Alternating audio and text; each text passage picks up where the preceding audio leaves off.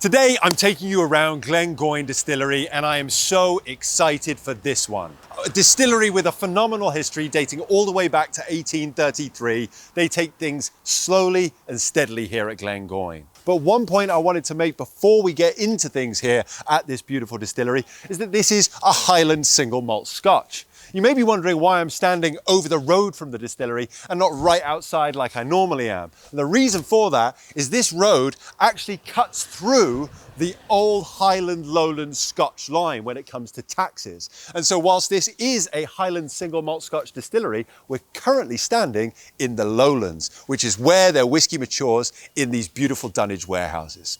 Just an interesting tidbit before we get going, but without further ado, let's get involved at Glengoyne Distillery.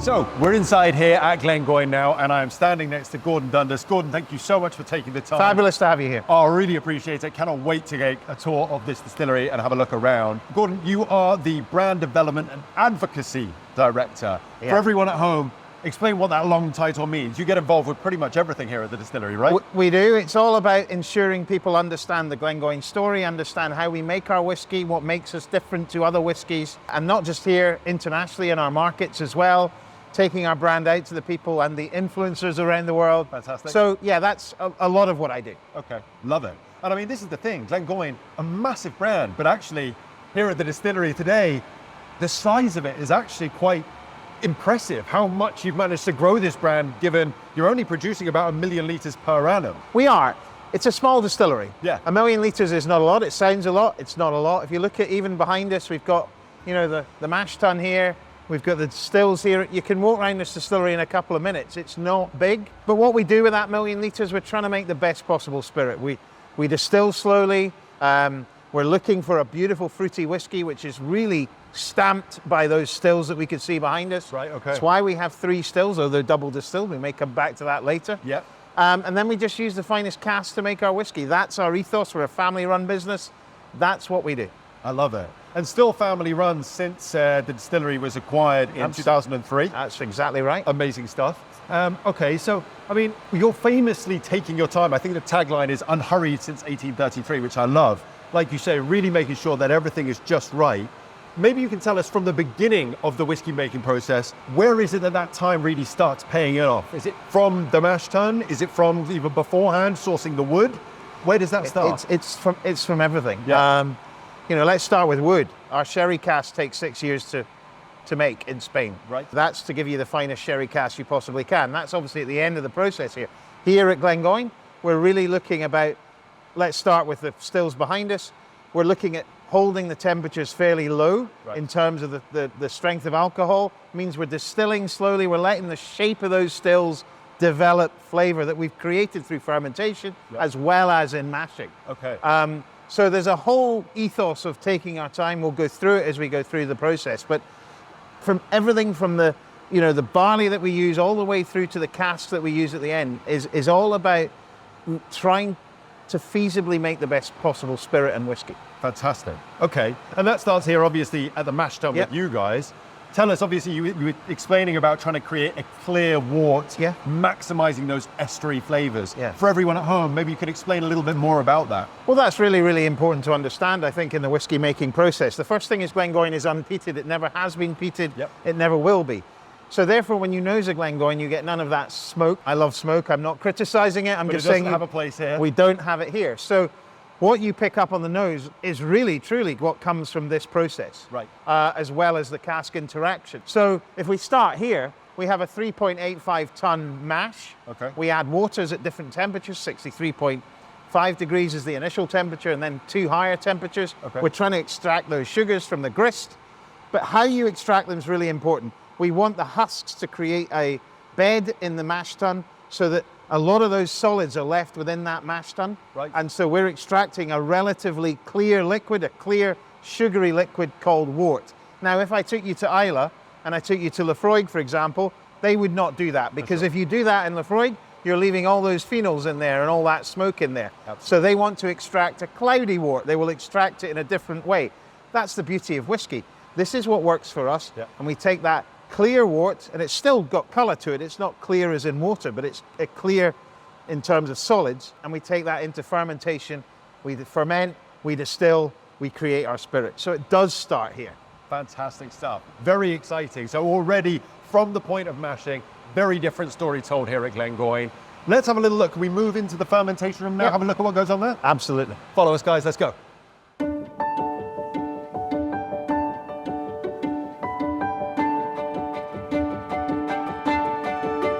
So Gordon, Yeah. we've moved into the fermentation room. Yep. We've created that beautiful clear estuary wort. Yep. Comes in here. Absolutely. Talk to us. Well, we're adding some yeast. Absolutely. So 19,000 litres of wort. We're going to add liquid yeast, just distiller's yeast, and we're going to let it do its thing over a period of about 60 hours. Okay. Now, the thing that you'll notice is these are Oregon pine. These are wooden washbacks. Now, in the world of whiskey, the influence of these, there's a complete and utter vacuum of people's thoughts and what happens with these. I love the fact that some distilleries are stainless steel, Yep. which means you can clean them really easily. Other distilleries are Oregon pine, like all of our distilleries, Glengoyne, Tamdhu, and Rosebank. And the main difference, bacteria For sure. and how you clean them. Absolutely. That's the main difference. I think if you pick a whiskey up after 12 years from a stainless steel Glengoyne, should we have one, or from a wooden one, you're not going to go, yeah, that was in a stainless steel washback. Okay. So the influence is tiny in my minimal. view. Minimal. Some people believe there's no influence. Distillers, I'm not in a position to say I'm not a distiller. Okay. But what I would say is I think we've replaced some of these. They're beautiful. They're very deep. And this is where a lot of that magic happens, the creation of that next part of our fruity journey. Absolutely. So Oregon pine, about 19,000 litres? Yeah, 19,000 litres of wort. And obviously you say 60 hours, which, you know, as we say, sort of yeast starts to become inactive about sort of 50 hours in, Yeah. give or take. Would you go for longer fermentations if you had stainless steel, given that, like you say, managing the bacteria, etc., is much easier? Or do you think that 60 hours is plenty, you get the style, the esters, etc., that you want, and that's perfect for what it is? I think 60 hours suits us. I understand, you know, through shift patterns and a whole load of other reasons why people leave things longer. We actually leave it longer at the weekends. Okay. But 60 hours, we know we're in that death phase of the yeast. There's no more agitation going on, and we're ready for this. It's at the alcohol level we want it to be. It's ready to go into that spirit still. Fantastic. Well, look, who am I to argue? Oh, that's Glengoyne right. is absolutely delicious, right? So it must be going down very well. This is lovely and active, and my And God, just that you smells, feel those, you start to get that fruitiness. There's apple, there's banana coming out. That's lovely. Isn't that beautiful? And you can see there, nice bit of agitation going on. And it's just a fabulous, you can see where we're going. Yes. If this had been a cloudy wort, which we said earlier, we wouldn't be getting these flavors. Right. Yes. Yeah. It is. It's actually a really unique smell coming off of the. It's wonderful.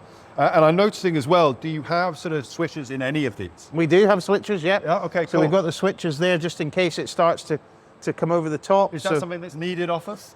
Sometimes, depends. The temperature outside sometimes has an influence on this, but not so much here sometimes. But I've seen them being used. Okay. I was going to say it's just everything else. You're taking so much time. Yeah. It seems as these, you know, you could probably, if you wanted to, fill these up a bit more and get the switches going all the time. But I love the fact it's all about quality over quantity here. Beautiful. Really, really wonderful. I could stand here all day. Yeah, you Gordon, but couldn't you? Let's move on to the Yeah. still, shall we? Let's go. We'll come back later, just us.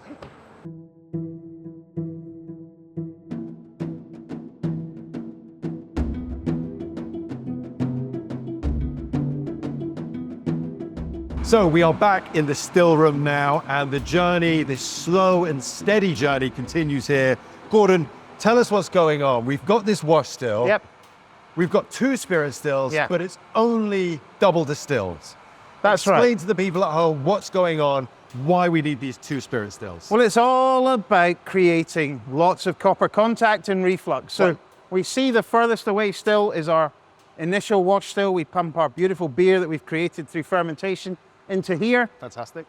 We get to about a strength of about 24. 24%. Something like that. And we also take, of course, the foreshots and the feints from the previous distillation and add that to that. Fantastic. And we then distill that a second time. Okay. We split it into those two stills.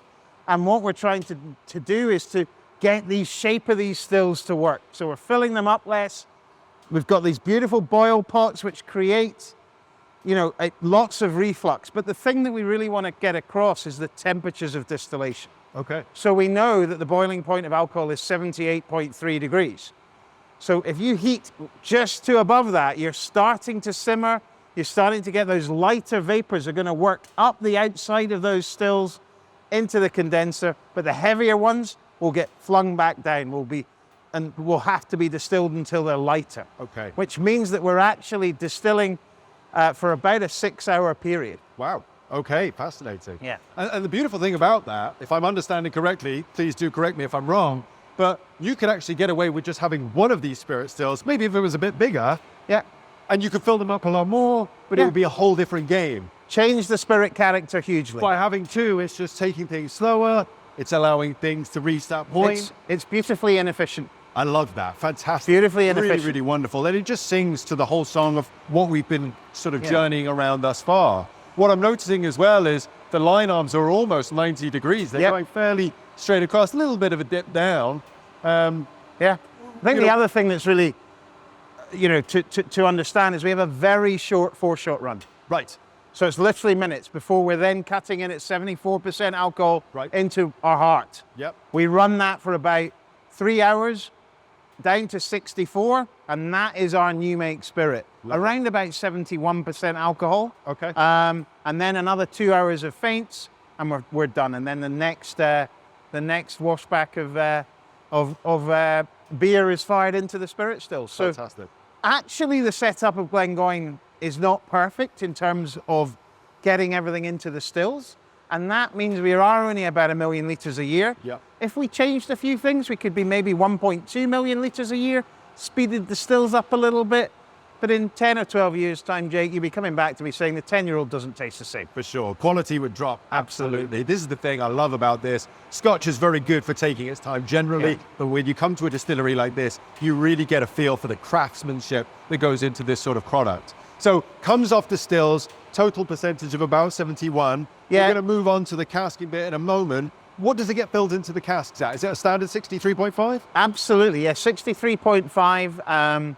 And one of the things that people are looking at the moment, we're still 63.5, is that there's a real shortage of warehousing space in Scotland at the moment. Right. Historically, sometimes spirits were filled at a higher strength, not really from a whiskey perspective, but purely to save on the amount of casks you fill and Right. therefore the warehouse space. But we're 63.5. Something that you might toy around with then? Well, there's maybe talk about it We're in the tight office? on warehousing space. You never know. Okay. And if you maybe fill a different type of cask, maybe refill casks at higher, there's things you might look at, but at the moment we're 63.5. Fantastic. Well, talking about all of these casks, don't get me wrong, I love being in here. I'm getting warm though. Yeah. Should we move on to the warehouse? Definitely. Let's go. Let's have a Good. gander.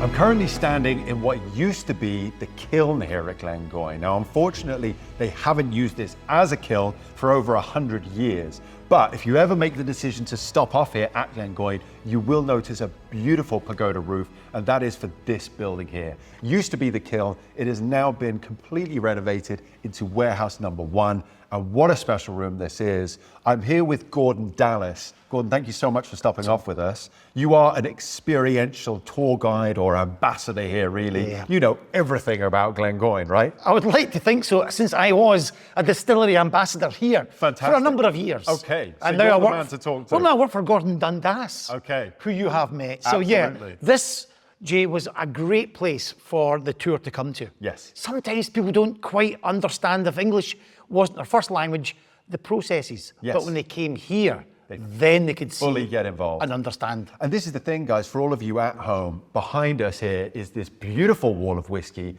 where you're really showcasing how maturation takes place, right, Gordon? This is where whiskey is born. Right, okay. We've only made spirit across there. Absolutely. And when you look behind us, you can see the new make spirit in the first bottle. Yes. Top left. Top left, absolutely. The clear liquid. Yes. The moonshine, the new make spirit. Yeah. What will be whiskey in 3 years' time. Yeah. And every bottle is 1 year in the journey of maturation. Fantastic. Depending on what cask the spirit goes into. Yeah, and we've got a variety of casks up here behind us in the glass cabinets. Absolutely. So Glengoyne is obviously predominantly a sherry matured whiskey. I appreciate, obviously, you've just recently released the white oak. I'm very excited to try that later. But typically, it is Oloroso sherry from either European or American oak. Oloroso being the predominant style of sherry, is there any sort of room for maneuverability in there? Any special releases that you do with other styles of sherry? There may be in the future, but Okay. Oloroso really has been the hallmark of not just Glengoyne, but the industry that matured in sherry casks. Right. Oloroso was just the height of it all, right? great sherry to do it with. Absolutely. And right back here, we've got that European oak Oloroso sherry seasoned cask. Fantastic. That's really where the story begins. Right. With many sherried whiskies, but especially with Glengoyne. And that's our panel here on the right-hand side. 9 years on the top shelf, another 10 years in the middle shelf, and another 10 years in the bottom shelf. Fantastic. So each of these cabinets, Jay, 29 years of maturation. And what we're seeing here as well, you'll notice, guys, that the levels on these bottles are dropping ever so slightly. That is, of course, the angel share. So not only are we seeing the effect on color that these beautiful casks have, but obviously taking into account that the angels are active here in this beautiful distillery. They're taking their share, making sure everything's going just to plan in these casks, so that when it comes to 12, 18, or if we're lucky enough to get to 29, 30 years old, it's really just spectacular. Right, Gordon? Correct. You mentioned the pagoda chimney up there. It's not just up there on its own. As you say, it's letting the angels in. Absolutely. To take their 2% on average For sure. per year. Absolutely. And you'll lose more in a European oak sherry cask than you will use in those tighter grained American oak casks. Right. Be it sherry or bourbon barrels. Right. So colour differences between the types of wood that you use as well. Okay. So it's a wonderful journey and an amazing journey that the spirit undergoes in what you can see 29 years of maturation. Absolutely. And Gordon, as well, just down here on the floor behind us, obviously we've got all the different styles of casks, from puncheons to hogsheads, barrels, butts. When it comes to the Oloroso sherry, is it typically in butts, or do you get special made hogsheads as well? Yes, you can. A little bit of everything? A little bit of everything. The Spanish bodegas, of which we use 3, will, on our orders or commands, will make puncheons or butts or hogsheads. Okay. For ourselves to mature our spirit, and we will acquire bourbon barrels from the States. Fantastic. And we, here in Scotland, can then remake them into hogsheads that have been previously bourbons. Absolutely. But we can have these made especially for us across in Spain with the butts and the hogsheads. And a little bit of a fact, if you love all that stuff, all that history, it really was Christopher Columbus and the ocean-going voyages that moved small barrels into butts to fit on the boats going across the Atlantic. Okay. They were never that size before he sailed the ocean blue in 1492. A wonderful bit of history there. Fantastic stuff. Last question, Gordon, because I'm starting to get thirsty now looking at all of this wonderful whiskey. I don't want to spend too long here, but really, really interested. Are there specific sizes of casks that you use for different releases? So your 12, your 18-year-old, is it particularly sherry butts that go into them, or is it more about the quality and consistency of the product that you're focused on, and you blend whatever is necessary to get to that point? Yeah, I'd say that's the latter, really. Yeah, maybe for the occasional single cask releases, we'll choose a hogshead, or we'll choose a bourbon, or a butt, or a puncheon. But for the core range releases that you're saying, these have matured fully in these wonderful casks, and then they're combined together by the blending team. Fantastic. Who obviously know what they're doing, right? Amazing Absolutely. stuff, amazing. Well, Gordon, thank you so much for taking time with us. If any of you guys at home are visiting Glengoyne, please make sure, stop off, say hello to Gordon, because this man has got a few stories. For now, thank you so much. Thank you. Looking forward to seeing you in a bit.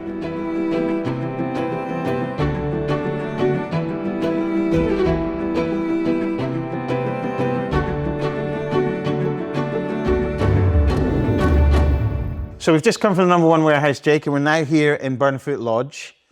This is where the tours finish, and I wanted to give you a dram. We've got the 12-year-old Glengoyne, and what I love about this whiskey, there's an approachability to it. We know Glengoyne is not peated. We know that we use slow methods to make a wonderful fruity spirit. Yep. And then we mature in the finest sherry casks, we mature in the finest bourbon casks, and that's what this whiskey is about. What we have here is 20% first fill bourbon casks. Those casks that once held bourbon, and we have 20% first fill European oak Oloroso sherry casks. Okay. The remainder is refill. Those refill casks let that spirit character shine through. Less of that color interaction, less of that wood, more of that spirit evolving over 12 years. That's what I love about this. Fantastic. So you're really, like you say, allowing the spirit to shine and just keeping it really simple. I mean, you say the approachability, my God, is this approachable? Yeah. It's kind of caramel, it's really ripe green apples. Yeah, you know, it's just straight a bite out of a lovely fresh green apple. That is a Glengoyne. Do you want a job? That is a Glengoyne tasting. Hey, look, I tell green you what, apples sniffing this fabulous. now, I might want a job. It's absolutely delectable. It's divine. 43% natural color. Yep. You know, and as we've said, we can produce dark whiskies, light whiskies, but natural color. I love people to see the color of the whiskey. You know, the way it's come from the wood alone. And as you say, beautiful fruitiness on the nose. There's a bit of citrus, a bit of vanilla. I get a little bit of sort of lemon cake on there as well. Okay, yeah. When I taste it, front palate sweetness. That's American oak for me. Yeah. Beautiful front palate sweetness. This sort of creaminess across the palate, light, very gentle spice, but then this beautiful finish that just cascades down. Gorgeous whiskey. It really does coat your mouth really well, and this is something that's quite interesting to me. There is certainly an element of sort of the oily nature of it, which the amount of reflux that's going on, maybe a little bit surprising. Yeah, no, definitely. I would agree with that. I mean, there's a beautiful bit of, it's a little thick, you know, there's a little bit of thickness going on here, and that's that 20% European oak just brings that element to it, and that's what I love about it. So the 12 is our biggest product, of course, globally, available in, you know, most outlets and things like that. But it's a whiskey that we want to continue to keep the quality high. Yep.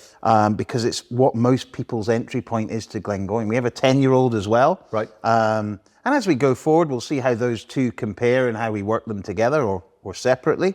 But the 12 for me is just a super approachable, lovely, fresh, summery type whiskey. Okay. Yeah, no, perfectly put. I couldn't agree more. And just being in warehouse number 1 there with Gordon Dundas, it really was spectacular to see the effect of all these different casks over time, slowly but surely. What I'm really interested about, obviously, sherry casks being kind of the staple here at Glengoyne, so to speak. Are you saving, you say sort of 20% fresh sherry, are you saving a lot of those sherry casks for older expressions, or is it the fact that sort of throughout your range, you've got a really nice balance of all the different types of casks? It's a great question. I mean, historically, Glengoyne has been more sherry.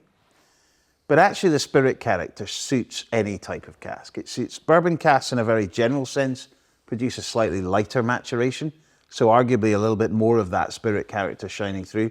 When you taste something like our famous teapot dram or even into our 25s and 30s, they're quite cask-orientated whiskies, right? But they're beautiful as well, and the spirit can hold up to them. So what we've decided to do as a business is to really just fill Glengoyne into great casks.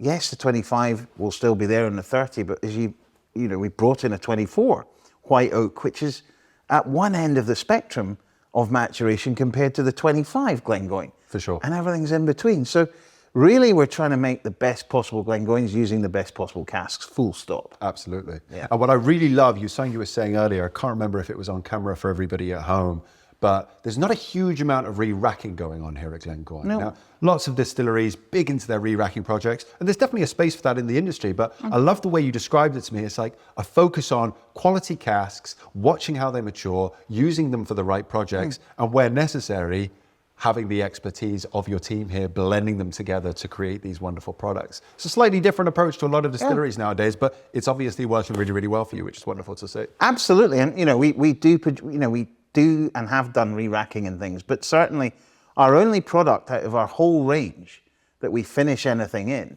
is a PX cask in travel retail, 15-year-old. It's absolutely sensational. I'm sure. It's just a great whiskey. Big, rich flavors, that PX sort of cream on top, as I call it. Right.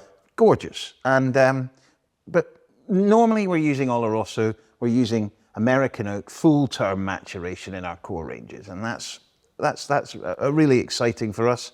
But that doesn't mean there's some other things not coming down the pipe in the future. Yeah, right. Okay. Teasing away. I love it. And this is the thing. Glengoyne, obviously, you've been around for a long time now, but having this tour today, speaking with yourself, speaking with everyone else that works here, there is so much going on. There's a real buzz around the distillery. Yes, you're only putting out 1 million litres per year, but my God, are you making those 1 million litres count, right? We're trying to. Yeah, I think you're doing a absolutely. fantastic job, and touring around, this is where you end the distillery tour. What a beautiful spot we're in. We're overlooking the old water source. There's so much history in this space. You really feel the energy of the history of Glengoyne. What I love sitting here looking out is this is where the illicit distilling was happened. This is a really small glen. It's a really good place to, if you're going to do something illicitly, Nice this is the little place hidey hole, to do right? it. Absolutely. And, there used to be a farm here, as a lot of distilleries started as farms. Right. Gordon, who you spoke to earlier, full of the stories of Glengoyne's history and, even to the point of the different owners, how sherry casks started to get involved from the docks, where they picked up sherry casks on the docks because they were transporting sherry into Glasgow and into the sort of west coast cities of Bristol. And those casks started to get filled into Glengoyne and other whiskies. That's where sherry casks came from. And now it's a very different story. But the whole place is like a lot of distilleries, teeming with history. Absolutely. Well, you can certainly feel it here. What an incredible tour it has been. I have to say, Glengoyne core range is something I'm going to focus on a lot more now. Great. I'm really, really delighted. And for everyone at home, I can only encourage you to come down. It's a wonderful team here, beautiful setup, and so much going on. Gordon, thank you so much for our amazing tour of Glengoyne. Not at all. Cannot wait to see you next time. Thanks for joining us.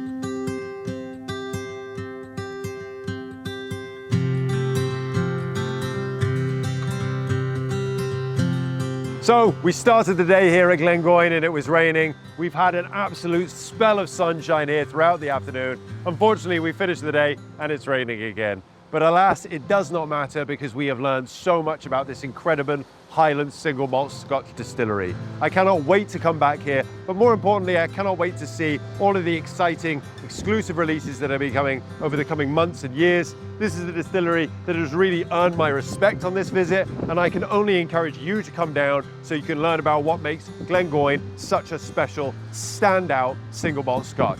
For us here at the Whiskey Baron, that has been another distillery tour. I hope you've really enjoyed it. Please make sure you like and click subscribe so that we can do more of these for you in the future. But for now, we'll see you next time. Sludge out.